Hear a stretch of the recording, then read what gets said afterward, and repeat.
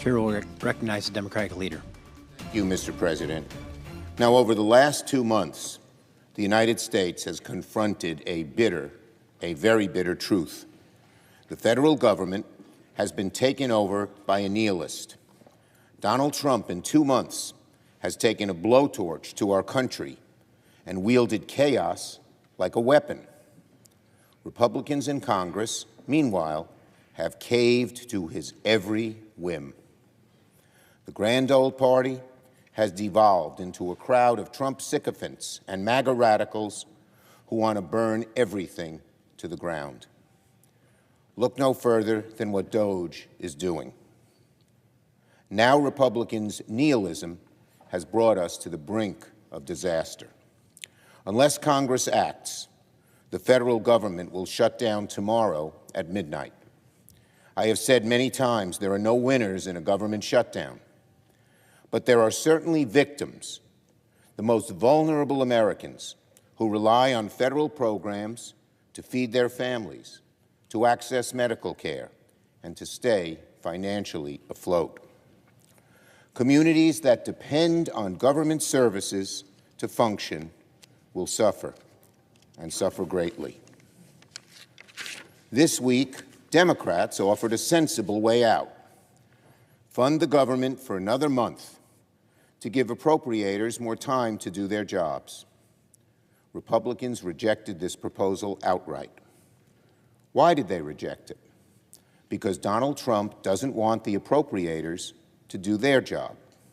He wants full control over government spending. He isn't the first president to want this, but he's the first president to cower his party into submission, so that Republican rejection leads us to a decision. That Republican rejection leads us to a decision. And it's not really a decision, it's a Hobson's choice. Either proceed with the bill before us or risk Donald Trump throwing America into the chaos of a shutdown. This, in my view, is no choice at all. While the CR bill is very bad, the potential for a shutdown has consequences for America that are much, much worse. For sure, the Republican bill is a terrible option. It is not a clean CR. It is deeply partisan. It doesn't address far too many of this country's needs. But I believe allowing Donald Trump to take even much more power via a government shutdown is a far worse option. And before I explain why, let me be clear about one thing. No one on my side of the aisle wants a government shutdown. Members who support this CR do not want a government shutdown. Members who oppose this CR do not want a government shutdown. Members who oppose this CR want the Republicans to take their responsibilities more seriously and to negotiate spending bills that will address the many needs of the American people. I respect them for that. Unfortunately, though, this Republican Party is the party of Trump. As bad as passing the CR is, as I said, allowing Donald Trump to take even much more power via a government shutdown is a far worse option. First, a shutdown would give Donald Trump and Elon Musk carte blanche to destroy vital government services at a significantly faster rate than they can right now. Under a shutdown, the Trump administration would have full authority to deem whole agencies, programs, and personnel non-essential, furloughing staff with no promise they would ever be rehired. The decision on what is essential would be solely left to the executive branch, with nobody left at the agencies to check them. In short, a shutdown would give Donald Trump, Elon Musk, and DOJ, and vote, the keys to the city, state, and country, A shutdown would give Donald Trump the keys to the city, the state, and the country. And don't take my word for it. Musk has said aloud he wants a shutdown, and public reporting has shown he is already making plans to use the shutdown to expedite his destruction of key government programs and services. Musk told reporters, if the job is not essential or they are not doing it well, they obviously shouldn't be on the public payroll. Many federal employees and government experts are rightly worried that a temporary shutdown could lead to permanent cuts. Third, or second, really. Second, if we enter a shutdown, congressional Republicans would weaponize their majorities to cherry-pick which parts of the government to reopen.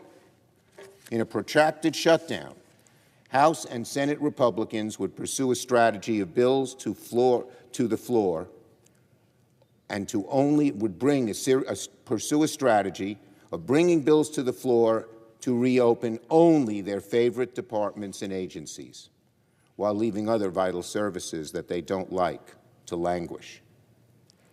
Third, the shutdown is not a political game. Shutdown means real pain for American families. For example, veteran services. I believe a shutdown could cause regional VA offices to reduce staff, delay benefit processing, and curtail mental health services, abandoning veterans who earned and depended on those resources. Social Security and seniors.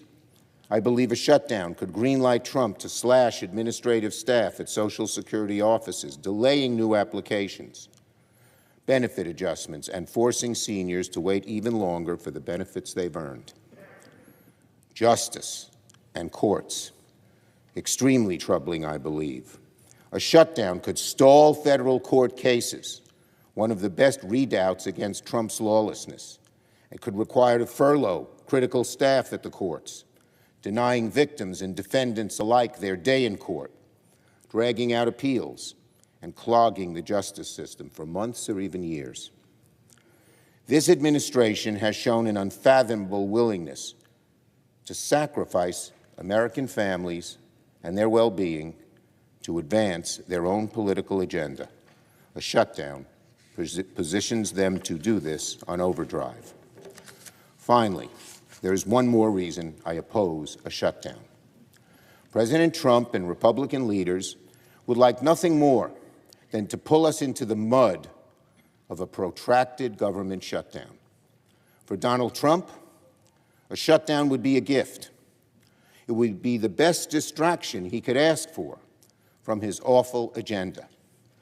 Right now, Donald Trump owns the chaos in the government. He owns the chaos in the stock market. He owns the damage happening to our economy from one end of the country to the other. The stock market is crashing. Consumer confidence is plummeting. Donald Trump is hoping for a shutdown because it will distract from his true agenda, delivering massive cuts to the rich, paid for on the backs of American families. He wants to gut Social Security, hollow out Medicaid, slap taxes on consumer goods through his reckless trade wars. In a shutdown, we would be busy fighting with Republicans over which agencies to reopen, which to keep closed, instead of debating the damage Donald Trump's agenda is causing the American people. Mr. President, I believe it is my job to make the best choice for the country to minimize the harms to the American people. Therefore, I will vote to keep the government open and not shut it down. There is nobody in the world, nobody, who wants to shut the government down more than Donald Trump and more than Elon Musk. We should not give it to them. And make no mistake, Democrats will continue to fight what Donald Trump is doing. Everything that Trump, Musk, and Republicans have done so far has a clear goal. Again, cutting taxes for billionaires, eviscerate Social Security, Medicare, and Medicaid. This is the fight that matters most, and the fight we must focus on. All the chaos we have seen, all the lawlessness, all the grift and corrupt behavior. It's all about rigging the system in favor of the ultra-wealthy at the expense of working Americans. This is the fight the American people need to see. This is the fight that Democrats will win. A shutdown will be a costly distraction from this all-important fight. I yield the floor.